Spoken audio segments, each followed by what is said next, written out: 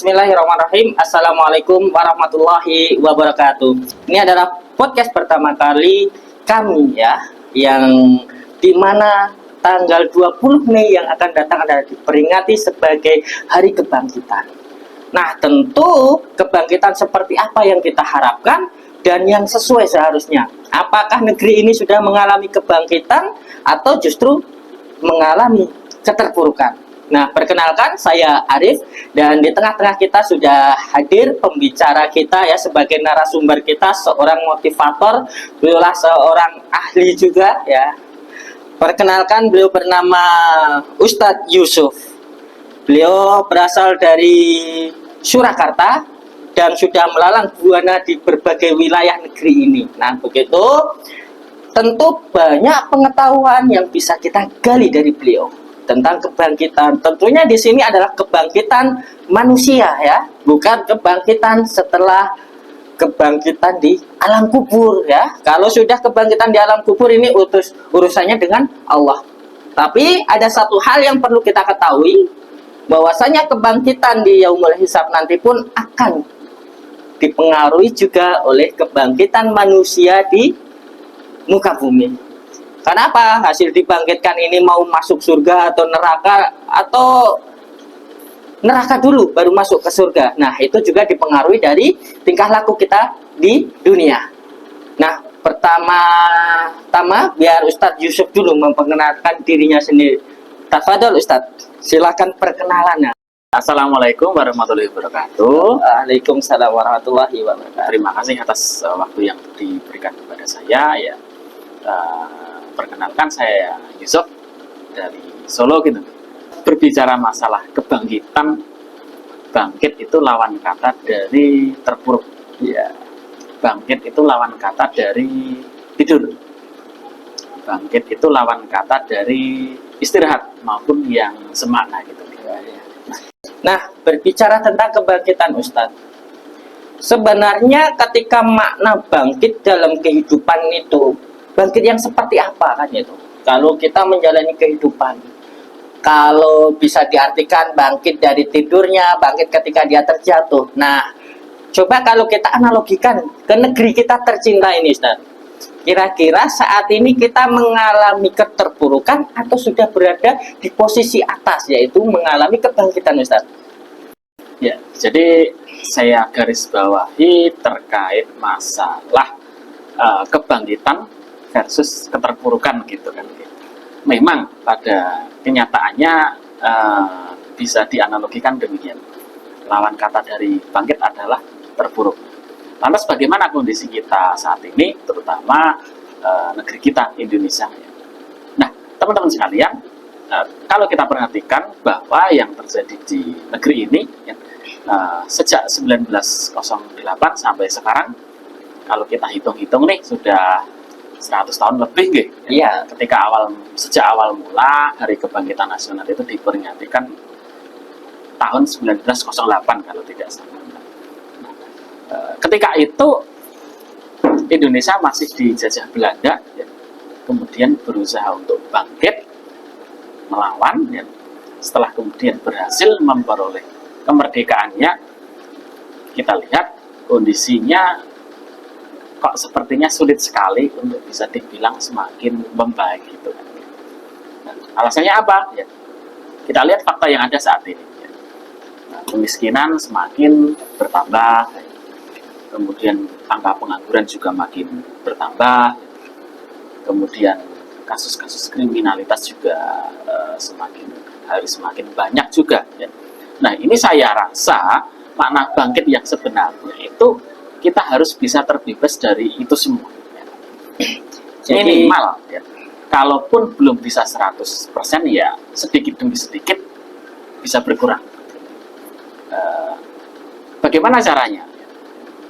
Tentu ini butuh penjelasan yang sangat panjang dan proses yang sangat panjang pula. Ya. berarti kebangkitan yang diharapkan itu kemiskinan semakin berkurang, pendidikan kualitasnya semakin tinggi ya.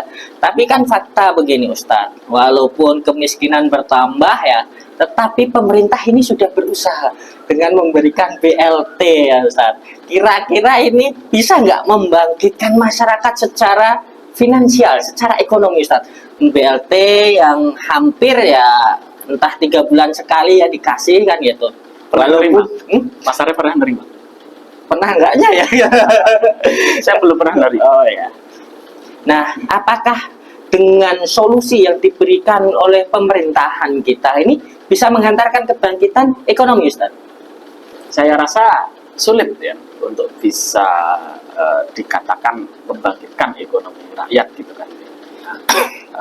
Terlebih lagi yang paling penting, bangkit di sini adalah bangkit dari segi pemikiran rakyat, pemikiran segenap umat yang ada di Indonesia khususnya maupun seluruh dunia, umat Islam pada umumnya gitu. Mengingat ya kita di sini sebagai seorang Muslim ya, hendaknya kita memperhatikan bahwa kaum muslimin itu tidak hanya di Indonesia tetapi juga di seluruh dunia dan kita semua bersaudara.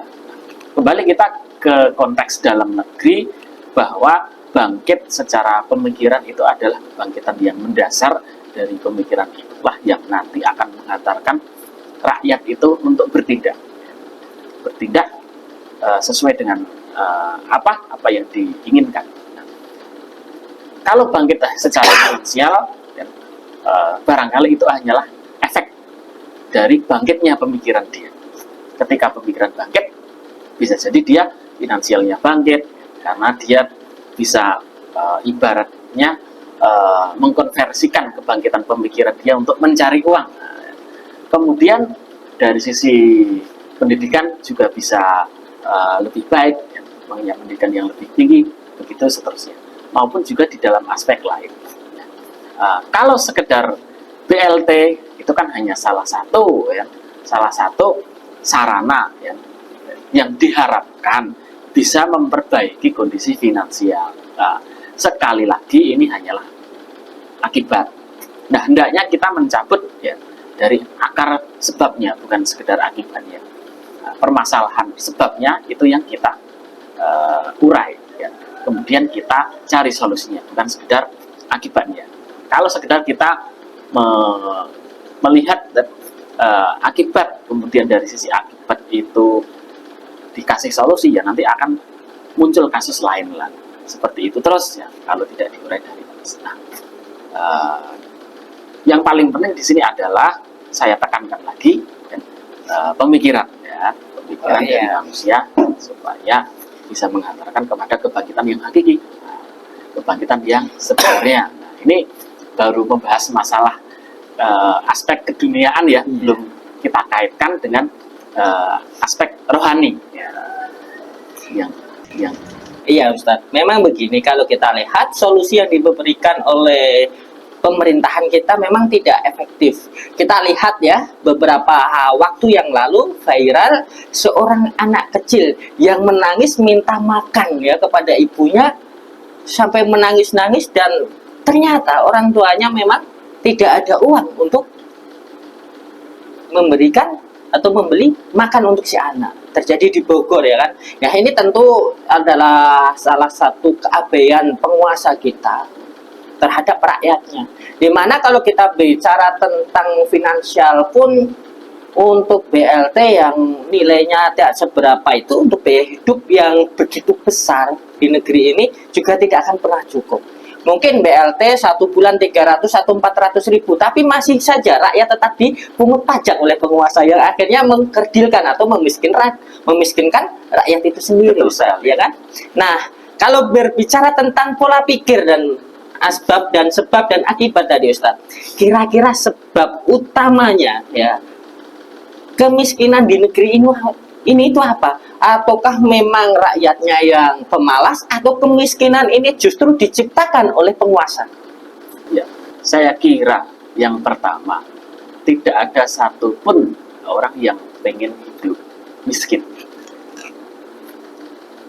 Nah, rakyat di negeri ini ya, mereka sudah berusaha semaksimal mungkin ya, cari kerja kayak, kemudian dia entah dengan cara apapun, ada yang jadi guru. Nah, yang paling menengah ke bawah ini dalam bahasa bebasnya ini ya, mungkin ya kayak pedagang asongan, pedagang cilok dan lain sebagainya. Nah, namun apakah mereka miskin itu karena mereka malas? Bukan karena mereka malas, mereka rajin bekerja. Paling hanya sebagian kecil saja yang mungkin mereka malas untuk kerja, sedikit sekali. Iya, selebihnya mereka sudah berusaha semaksimal mungkin untuk berusaha bekerja, untuk memenuhi kebutuhan mereka, namun kondisinya masih tetap bisa dibilang menurut World Bank itu kalau di bawah $2 per hari itu kan masih miskin. Kalau menurut World Bank berarti masih masuk dalam kategori miskin dan jumlahnya lebih dari 100 juta orang. Nah, ini perlu kita garis bawah. Yang kedua, ada yang namanya istilahnya itu kemiskinan struktural. Apa itu kemiskinan struktural? Itu adalah kemiskinan yang timbul, yang muncul akibat dari kebijakan penguasa yang salah. Ya, kalau kita lihat di lapangan juga Ustadz begini. Ya memang tidak ada ya. Ya mungkin ada, cuma bisa dikalkulasikan hanya sekian persen yang malas bekerja dan lain Betul sekali, sebagainya kan. Mas. Cuma begini juga, ternyata lulusan S1 sarjana bahkan S2 pun banyak yang nganggur di negeri ini, kan lucu. Begitu banyak sarjana yang dikeluarkan, begitu keluar dari kampus mereka kebingungan untuk mencari lowongan pekerjaan. Justru negeri kita begitu banyak tenaga kerja asing yang masuk ya di berbagai perusahaan kan gitu. Nah, berkenaan tentang pemikiran Ustaz, karena pola pikir tadi juga akan berpengaruh kepada kebangkitan finansial. Kalau kita lihat menteri kita yang satu ini luar biasa Ustaz, begitu gencar ya merombak kurikulum ya, selalu dirombak, dan yang dirombak bukan hanya kurikulumnya Ustaz, bahkan rencana seragam, dan yang paling parah lagi yang dirombak juga anggarannya. Kira-kira dengan perombakan kurikulum yang selalu dimasifkan di negeri ini ya, dulu ada kurikulum sistem catur wulan, KTSP dan lain sebagainya, hingga kurikulum kemerdekaan dan lain sebagainya, apakah belum mampu menghantarkan taraf berpikir masyarakat negeri ini Ustaz? Jadi kita semua mengalami ya, saya kira ya, gonta-ganti kurikulum semenjak kita SD, kurikulum 98, kurikulum berbasis kompetensi, KBK istilahnya, yang sampai-sampai teman-teman itu pada memelesetkan KBK kepanjangan dari apa, hukum baron krakal, KBK kepanjangan apa, kowe ben komeng, sampai segitunya. Iya. Karena memang kurikulum kita selalu berganti-ganti. Nah, ini kan ada ketidakjelasan ya. Terkait dengan masalah kurikulum yang berganti-ganti, dan kalau permasalahan mendasarnya itu tidak diatasi, saya kira juga akan sulit juga untuk mengantarkan kepada kebangkitan. Nah, sampai di sini kan saya tadi belum berbicara masalah bangkit yang sebenarnya itu yang seperti apa sih? Gitu kan. Nah, sebelum ke sana saya akan jelaskan bangkit yang sebenarnya itu seperti apa sih, itu dulu saja. Yang bangkit yang sebenarnya ya, kalau kita sebagai seorang muslim ya, dan kebetulan kita tinggal di Indonesia, namun sekali lagi kita semua bersaudara, arti bangkit itu ya tentunya kita harus benar-benar ya, nggak sekedar kebangkitan duniawi, tetapi kita hubungkan juga dengan akhirat. Jadi apa-apa yang kita lakukan di dunia itu semata-mata untuk tujuan akhirat kita. Kalau kita semuanya niatkan untuk ke sana, ya, insya Allah kita akan bangkit dengan sendirinya. Yang pertama, misal di dalam mengatur kehidupan individu kita, level individu kita. Ya. Kalau kita senantiasa taat agama, ya, insya Allah kita akan menjadi orang yang soleh. Ya. Agama pun mengajarkan kita untuk berusaha semaksimal mungkin dalam hal apapun, dalam hal bekerja, dalam hal belajar, ya, dalam hal mencari ilmu, mencari rezeki dan lain sebagainya. Kemudian dalam kehidupan bermasyarakat, Nah, di sini saya kaitkan dengan aspek agama tentunya, karena ini kan tujuan kita akhirat. Iya. Dan tentunya di sini kita sebagai seorang muslim kita hubungkan dengan agama kita yaitu Islam. Gitu kan, ya. Dalam kehidupan bermasyarakat, misal kehidupan bermasyarakat, kita menginginkan masyarakat yang Islami. Ya. Masyarakat yang Islami, ya, di mana di sana kemudian pergaulannya pun juga pergaulan yang Islami, ya, saling tutur sapa, tolong menolong dan lain sebagainya. Ya. Masyarakat kemudian kehidupannya berpisah dan lain sebagainya. Nah, kemudian yang ketiga, ya ini nih level negara nih. Nah, level negara ini juga harus diatur menggunakan aturan ilahi. Bahasa saya seperti itu. Berarti kalau aturan ilahi itu aturan dari Sang Kholik ya, dari Sang Pencipta. Betul sekali Mas Arif. Nah, kalau kita berbicara tentang aturan dari Sang Kholik, tentu itu yang memiliki aturan yang kompleks hanya Islam, Ustaz. Betul Ya, sekali. kalau kita melihat ya, jauh ke belakang dalam sejarah, bahkan Islam pernah menduduki masa keemasannya, bahkan 2/3 dunia Luas sekali itu. ya, pernah dikuasainya. Dan di bawahnya itu kemakmuran yang luar biasa terjamin. Ya Ustadz, sebelum bicara tentang kebangkitan ya, agar kita bisa menuju masa keemasan lagi, cuma kita bisa menggarisbawahi juga, mungkin secara pengetahuan negeri kita oke lah ya, sudah ada mulai semakin banyak orang-orang yang pintar. Cuma sayangnya satu, Ustadz, pendidikan di negeri kita itu karena terlalu sekuler ya kan, akhirnya apa, dia pinter teknik, dia pinter ini, tapi juga ada satu kepintaran yang tidak tertinggal, Ustadz, pinter korupsi ya. Pinter korupsi ya kan, yang jadi pejabat korupsi kemana-mana ya, tak tanggung-tanggung 270 triliun itu. Bisa bayangin nggak itu seberapa? Wah, mungkin kalau untuk makan itu sampai mati 7 turunan, 8 turunan nggak habis, Ustaz ya. Ini saya kasih gambaran. Berapa banyak sih 271 triliun? Ibarat Mas Arif nih punya uang 100.000. Iya. 100.000 ditumpuk 10 lembar. Itu kan 1 juta ya? Iya. 1 juta kalau kita tumpuk katakanlah 1 milimeter. Iya. Kemudian kali 10 berarti berapa nih? Kali 10 berarti 100 berapa bro? 10 juta ya? Ya, 10 juta kali 10 berarti kan 1 senti segini nih. Nah, kemudian 1 miliar nih. Kan tinggal dikalikan 100 berarti 1 meter. Uang setebal 1 meter ini 1 miliar. Padahal kalau kita ambil 1 senti sudah kita dapat 10 juta. Ya. Lah, kalau 1 triliun berapa? Kalikan 1000, bener nggak? Iya. Dengan kira-kira mau nggak kalau suruh ambil 50 senti aja? Wah, banyak sekali. Nah, ya kan. Kalau 1 triliun berarti kan 1 kilo. Nah, bayangkan uang dengan pecahan ratusan ribu sepanjang ditata sepanjang 1 kilometer itu baru 1 triliun. Ingat, 1 kilometer itu kalau kita ambil 1 senti itu sudah 10 juta. 10 juta. 10 juta. Nah. Kalau 271 triliun. Berarti 271 kilometer. Itu sama lebih jauh daripada jarak Solo Surabaya. Itu bayangkan. Ya. Mas Arif pernah belum naik motor dari Solo ke Surabaya? Berapa jam, Ustaz? 8 jam itu kurang lebih. Saya pernah dulu dari Solo ke Surabaya. Itu hanya 250 sampai 260 kilo. Bayangkan, kita naik motor dari Solo ke Surabaya dengan santainya ya. Di samping kita jajaran uang, selalu ada uang yang ditata tanpa terputus dari Solo ke sana. Padahal kita naik motor sampai 8 jam dengan kecepatan rata-rata 60 misal. Wah, bayangkan itu uang. Itu loh sekian banyaknya. Berarti betapa rakusnya orang-orang yang korupsi segitu. Itu karena apa? Karena ia tidak apa ya, ibaratnya ia tidak memperhatikan ya.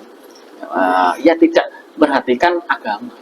Walaupun terlepas ini kita belum bicara yang korupsi itu agamanya apa, ini hal lain loh ya. Iya, karena mayoritas ya banyak juga yang agamanya Islam tetapi juga Betul sekali. kena kasus korupsi. Oke Ustadz, begini, berkenaan tentang kebangkitan pendidikan pun saat ini sepertinya kita mau digembosi Ustaz agar jadi bodoh lagi. Kenapa tidak? Kita lihat biaya pendidikannya di beberapa universitas ini berlomba-lomba Ustaz. Ternyata ya, berlomba-lomba bukan mencetak generasi yang prestasi, tetapi berlomba-lomba menaikkan UKT-nya Ustaz. Kan ini. Nah, sekarang kan kalau berpikir tentang kebangkitan ekonomi itu kan harus dilandasi kecerdasan pola pikirnya kan gitu. Karena belajar ekonomi juga harus bayar kan gitu, kekuliahan harus bayar. Nah, tapi orang miskin mana bisa untuk biaya kuliah Ustaz kan gitu. Jadi kan yang miskin dibiarkan semakin miskin dan dibodohkan seperti itu enggak Ustaz? Iya. Kira-kira. Nah, jadi begini ya, sistem pendidikan itu tidak kemudian terlepas atau berdiri sendiri dari sistem politik di suatu negeri. Termasuk sistem pendidikan negeri kita ini pasti saling terkait dengan politik. Nah, tidak mungkin berdiri sendiri. Tidak. Iya. Nah, maka kemudian untuk bisa menyelesaikan problem tadi, ya, maka ya mau tidak mau sistem pendidikan yang dipakai harus sistem pendidikan Islam. Kalau kita balik lagi ke sistem pendidikan yang ada, entah kurikulumnya berganti-ganti mau bolak-balik ganti, itu ibarat panggang jauh dari api ya. Iya, nggak mateng-mateng Ustaz.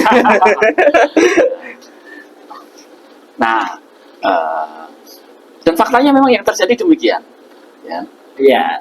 UKT semakin Tinggi. mahal, itu adalah produk dari sistem pendidikan yang ada, di mana sistem pendidikan ini terkait dengan masalah politik yang ada.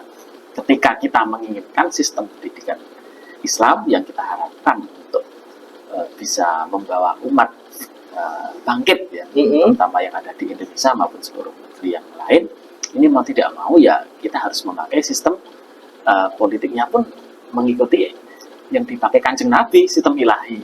Berarti sistem politiknya harus berbasis Islami juga. Betul sekali Mas Arif. Karena kita pelajari Islam itu lengkap segalanya. Ibaratnya ya, ngatur seluruh aspek kehidupan dari yang kecil kita bangun tidur sampai membangun negara. Itu semuanya ada. Nah, kalau kita perhatikan zaman keemasan Islam dulu, itu sistem politik Islam masih ada. Negara Islam ya istilahnya khilafah. Iya. Itu dulu masih ada pada masa Umayyah, Abbasiyah maupun Utsmani. Kita bisa saksikan kegemilangan mereka. Betapa luar biasanya mereka. Betapa cemerlangnya mereka. Kita ingin bangkit ya.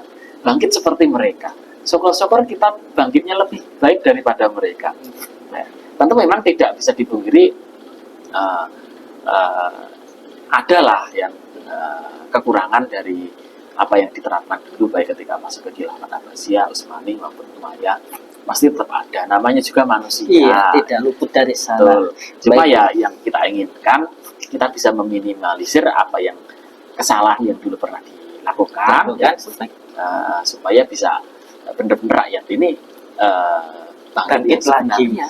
Baik bangkit dari keterpurukan ya, seperti generasi dulu yang begitu gemilang. Iya, berarti begini ya Ustadz, intinya bahwasanya kebangkitan atau keterpurukan umat ini tidak terlepas dari pengaruh perpolitikan yang diterapkan di suatu negeri ataupun sistemnya. Entah sistem yang diterapkan itu sekularisme, kapitalis, komunis, ataupun sistem berdasarkan yang diturunkan oleh Allah Ta'ala.